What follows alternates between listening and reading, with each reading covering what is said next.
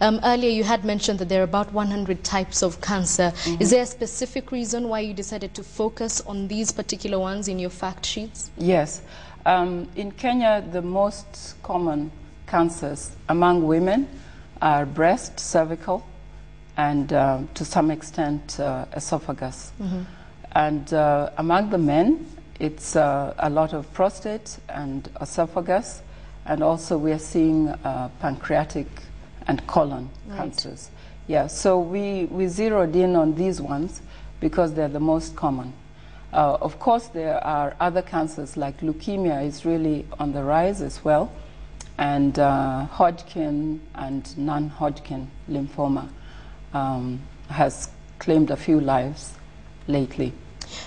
Okay, so I'm assuming any family or anyone who has been affected by cancer in one way or another might be interested in this material. But do you find people who are completely detached from the disease, people who have never had any experience or encounter with it, wanting to have this information?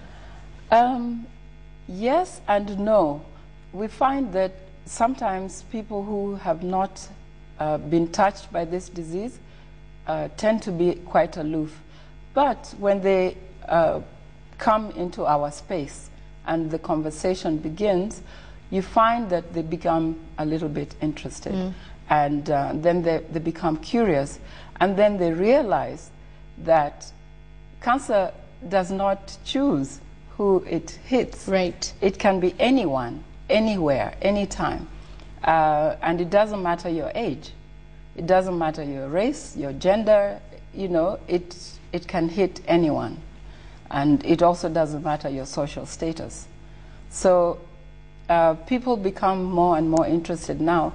And then as we interact with people, we actually realize that many people have been touched by cancer in one way or another. Maybe not a direct family member, but some relative or friend that they know. Yeah.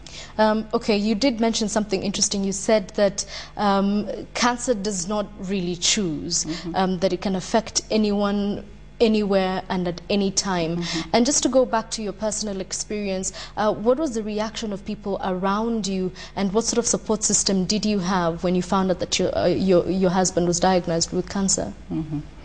Well, when he first found out, we kept it within the family. Of course, there was shock, but also we didn't understand enough of it. We didn't know what it would mean in terms of treatment. In my training over the years, I knew that prostate cancer is actually the best cancer that a man could have. Because if it is detected early, it's 100% curable. So there was that comfort, but there was also the fear of the unknown.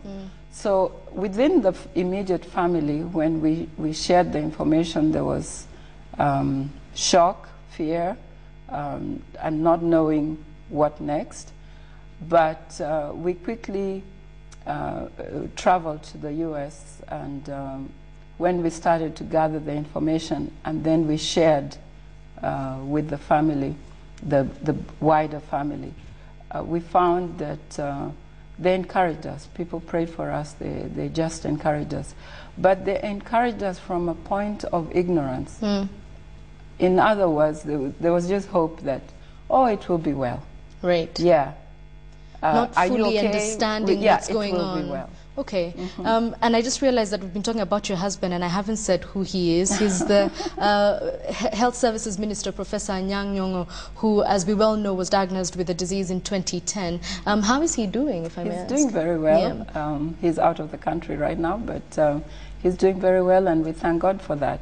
In February next year, he'll be finishing his hormonal therapy, and he's been doing very well. So that's something we really thank God for. Okay.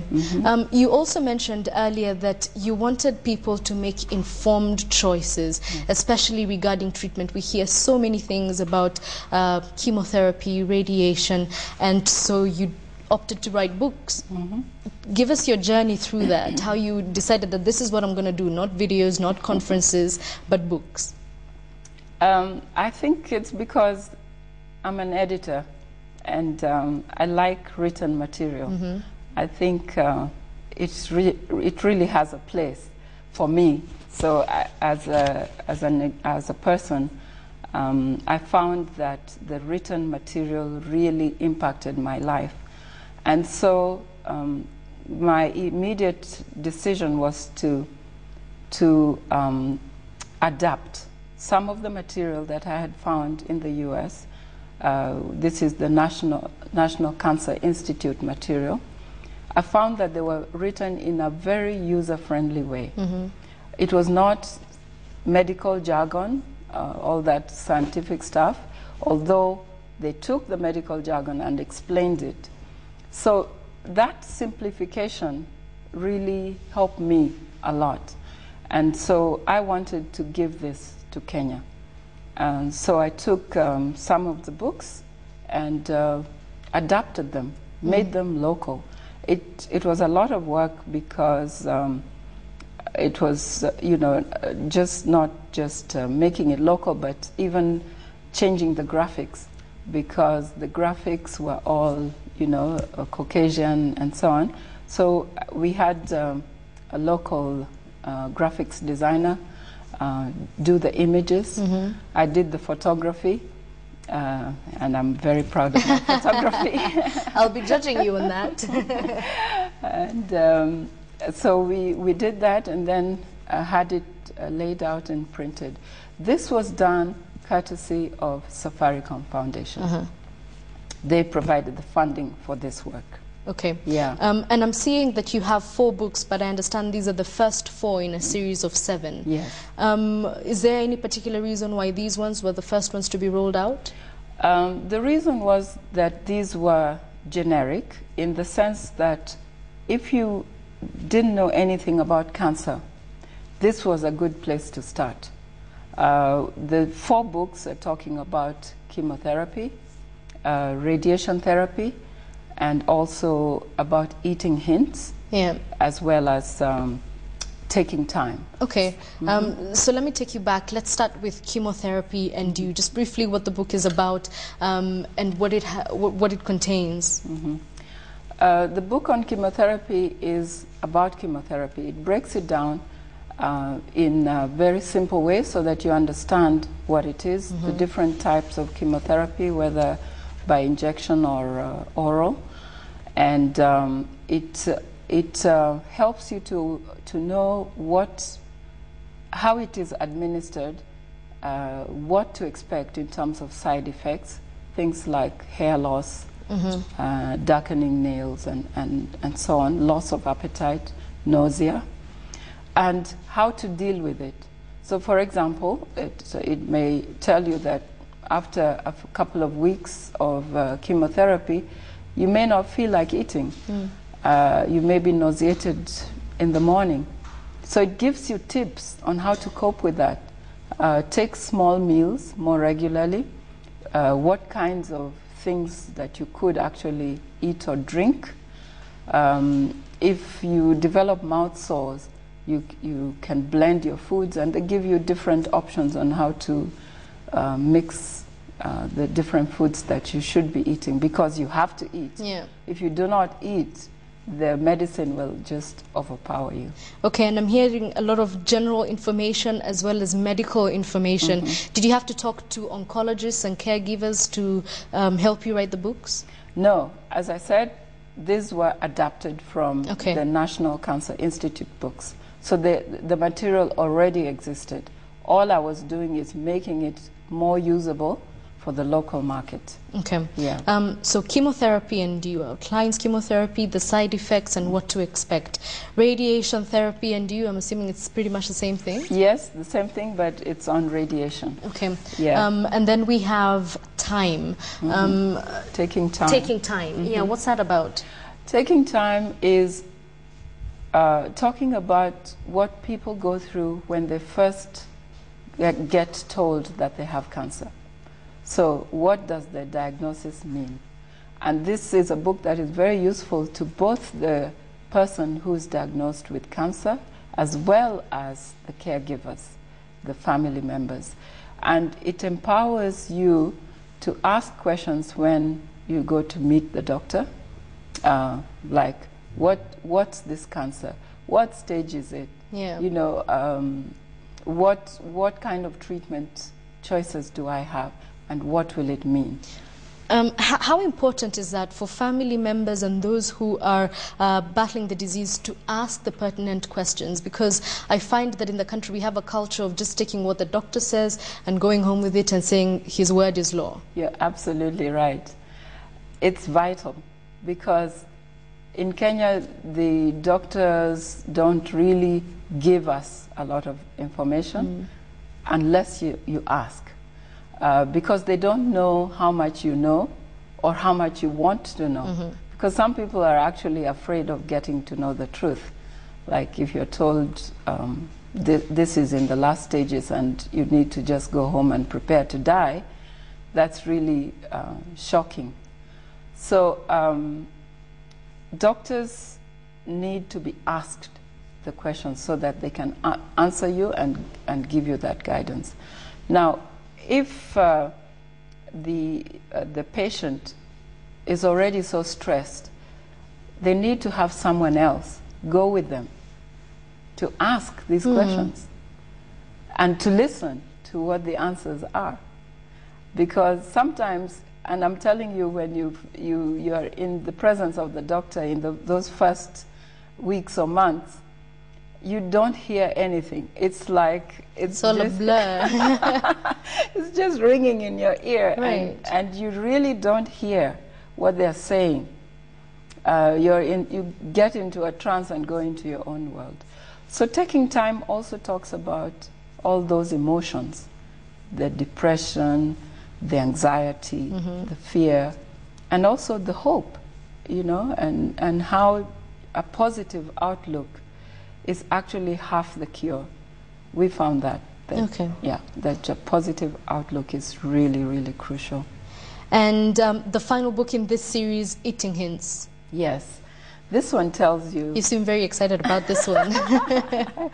Yes, because it's important, you know. What we eat is so important. In fact, a lot of what we should be eating is hidden knowledge, because a lot of times we tend to eat the wrong things, especially when we're eating fast foods, and we're on the fast lane in this country. So the Eating Hints tells you what you should be eating before, even during and after treatment, and again gives you some recipes on you know, simple meals that you can prepare to maintain your appetite and to maintain your health. Okay. Yeah. A lot of what you're saying is centered obviously around the person who is with cancer, but how much does the family have to adapt?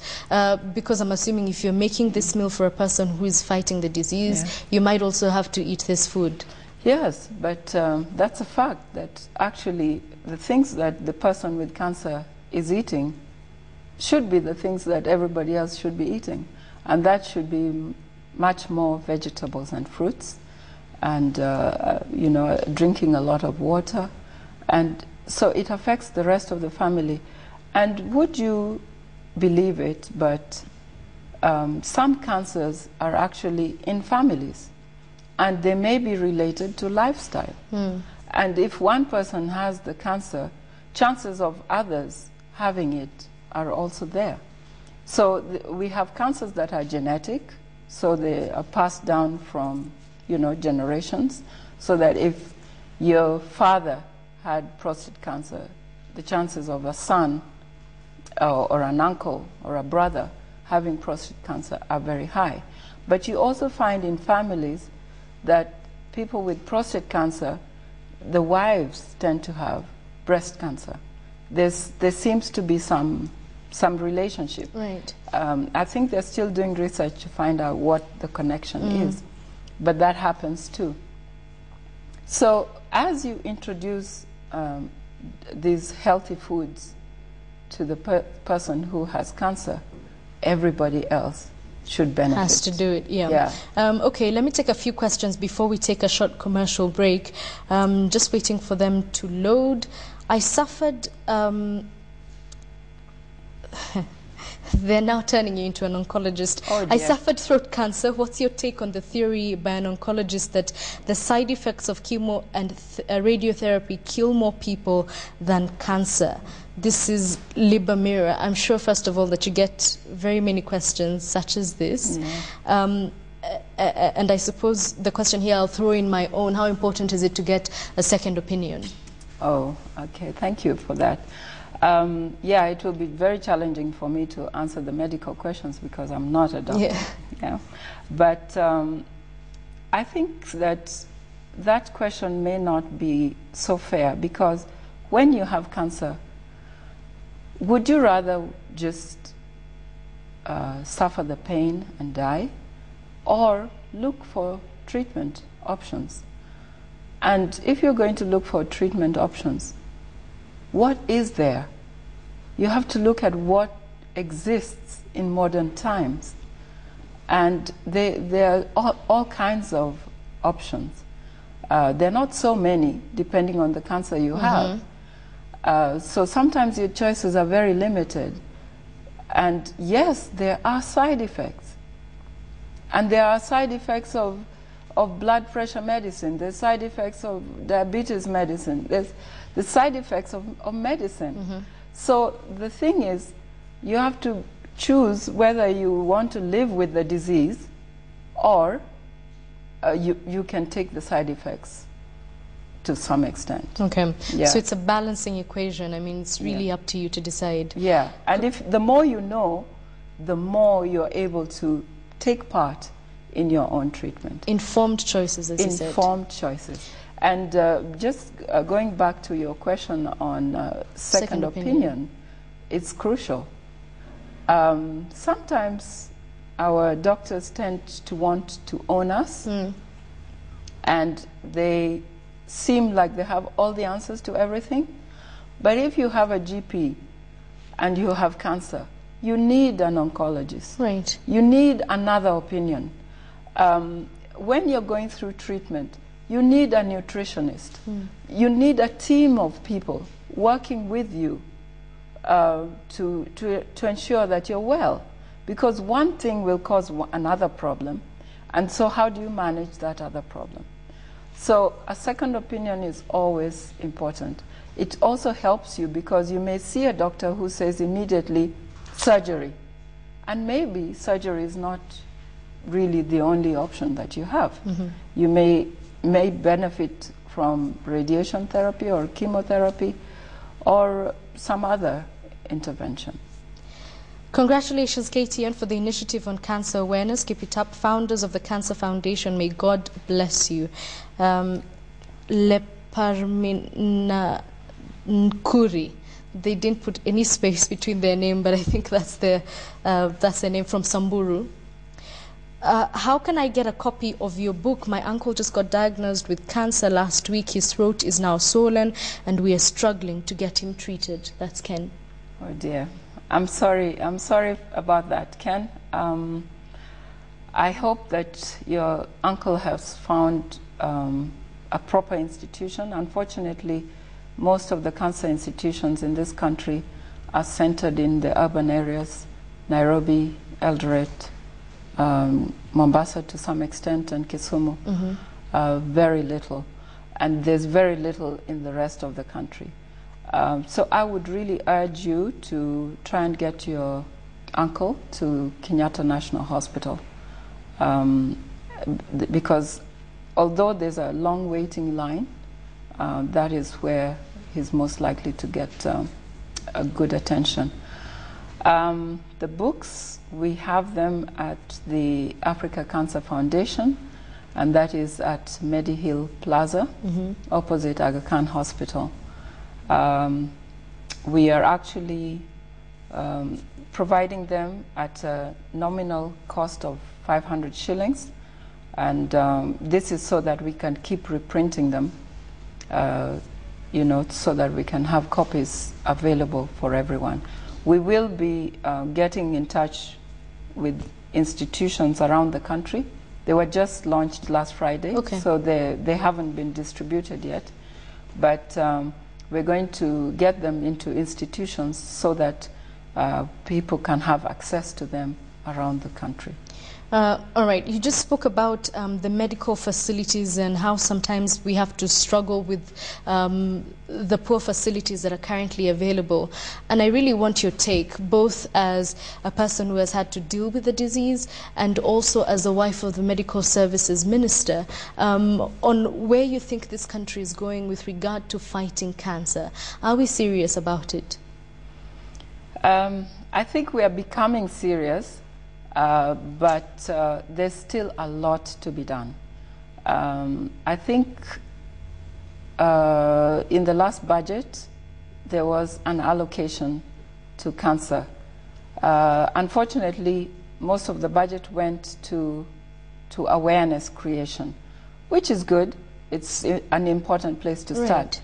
But money needs to be put in now into facilities, to strengthen facilities around the country, but also to train doctors, because in the public sector we only have about 5 oncologists for the whole country, and they're all here in Nairobi. Yeah.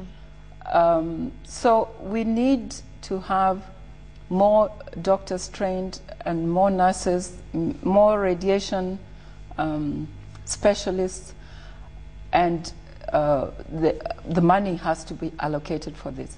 And then the other thing that I must say, in terms of access, most people who come to us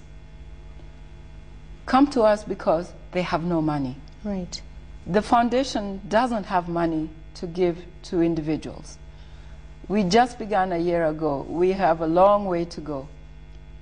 Maybe ultimately we'll get to that point. But people have no money. And the waiting lines at Kenyatta are 3 to 6 months sometimes. And when the machines break down, it's even longer. Yeah. So even as people are presenting to the hospital with late cancer, the waiting makes it worse. So the Minister for Medical Services has been fighting for social insurance. I think this is the only thing that can help Kenyans. If those of us who can afford private medical insurance would really think of the other people, the people who have nowhere else to go, they depend on public services. If we can make our little contribution so that everybody can have universal health care, I think that's the way to go. But for selfish reasons, we fight to keep the private insurance industry going. And the wananchi are suffering. We meet them on a daily basis. And sometimes my staff, we need counseling ourselves. Because people have serious problems and they have nowhere to go. And when you look at someone in the eyes like this, and they tell you, or you can see that they have a tumor here, or some of it is visible, you can see it. Right. You want to break down and cry, and there's nothing you can do. Yeah, so this is the way to go. We have to have that social insurance so that everybody can be treated the same way. There's no reason why, Edith, you have the privilege of going to a prestigious hospital and get your treatment and somebody else cannot. We all have an equal right to life. Okay, we've been talking about information around cancer and how to achieve a cancer-free nation, and I've been talking to Dorothy Nyong'o, who is a director at the Africa Cancer Foundation. And we'll just take a couple more questions, maybe 2 or 3. Hi, I'm devastated. My dad has prostate cancer and has deteriorated. Not much help from hospice in Kakamega. Drugs are so expensive. How do we go along with this? That's very difficult to answer. If he's already in a hospice, I hope that he's actually getting the correct pain management, because at that level, pain is a big issue. So the caregivers should demand correct pain management. And if they feel they're not getting enough attention there, let them connect with Kenyatta National Hospital. All right. Yeah. Thank you very much for the book. I'm wondering if there's any information about preventative measures. Yes, we do have information on prevention. Some of it is covered in these books, but we'll be coming up with more on that. But in the meantime, watch what you eat, and mainly should be eating vegetables and fruits. Lots of vegetables, fresh vegetables and fruits, different colors. Eating Hint, that's the book you need to get. Yes. Eating Hint. Yeah, and avoid alcohol and tobacco and too much red meat. And also get into some exercise program. Avoid all the fast food. Yeah, avoid that, and get into some exercise program like yoga or walking, or you know, get into a gym, jogging. So basically change your whole lifestyle. Yes, yes. I'm Jane, breast cancer survivor. I started an organization 4 years ago. Women visit me for advice. I would really like to partner with you. I am in Meru. Oh, great. Thank you, Jane. We are looking for partners around the country and around the continent and around the world. So please visit our website, www.africacancerfoundation.org, and send us an email. Contact us, and yes, we'd love to partner with you. Okay. Hi, thanks for all this effort. We appreciate. My dad was diagnosed with prostate cancer last year, December. He has done a prostatectomy and by a urologist, and due to undergo another procedure of a monthly injection or another surgery. Where do I get the books to help us treat Dad? Daisy in Kisumu. Okay, Daisy, please contact us so that we can take it up from there. But we will be getting the books around the country in a very short time. Okay, how soon do you see yourself starting distribution? You said in health institutions. Yeah, by next week we should be reaching out to them. Okay. Yes. Do you foresee a situation where you can get the books delivered to people who don't have access to them? Yes. All right. Yeah, all they need to do is contact us and we will deliver the books. Maurice Otieno Kakamega, can drinking water boiled with heater cause cancer? As I said, I'm not a scientist or a medical doctor, and I don't know much about that. There are quite a few myths around cancer. Yeah. Some of them need to be demystified. I do not think that boiling water with a heater should be a problem. I have been undergoing cancer treatment since 2010, and my only question is whether our government is really bothered with its cost of treatment. The national budget lost due to corruption is massive. If only this could be channeled to get this country equipment like the cyber knife available throughout the country for a start. I couldn't agree with him more. They didn't leave their name or comment. Yeah.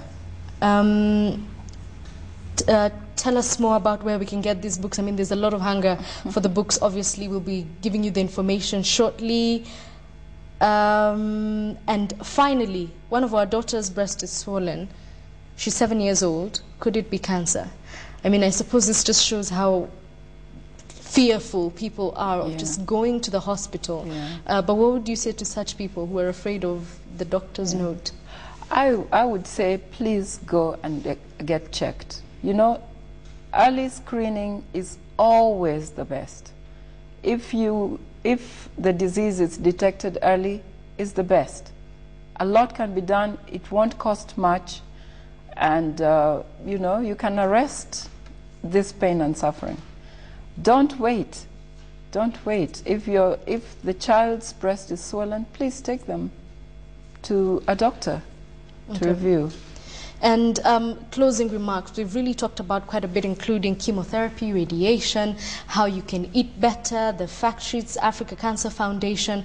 But if you're to leave our viewers with just one thing, what would it be? That one thing would be go for screening regularly. See a doctor regularly. At least once a year, you should see a doctor after a certain age. For men after age 40, and men are the worst at this, they do not go to see a doctor. After age 40, men need to go for screening. And just to allay your fears, men, the test for PSA is just an injection like malaria. So nobody's going to, nobody's going to injure you, because 2 weeks ago we had screening at KICC, and the men were so tense when they came in. They were really scared. They thought that they were going to be malhandled and you know, exposed to a lot of pain and maybe, you know, cutting or something. But no, it's just blood. Your blood is tested, and that gives you PSA levels, which is an indicator that whether you may have you may have cancer or not, and then you go for other tests thereafter. So this simple test can save your life. Yeah. So I really just like to urge people to go for early. If you suspect anything, go for early screening. Okay.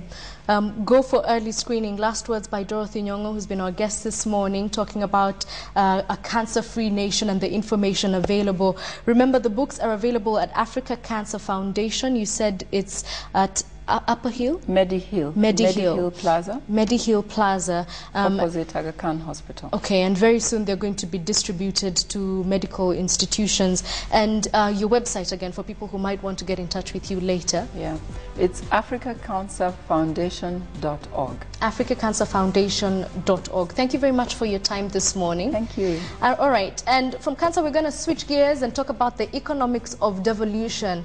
It does sound like it's a technical subject, but it's something that affects both you and I more directly than you could imagine. Our guest is coming up next, Mr. Ruto Yano. Stay tuned for that.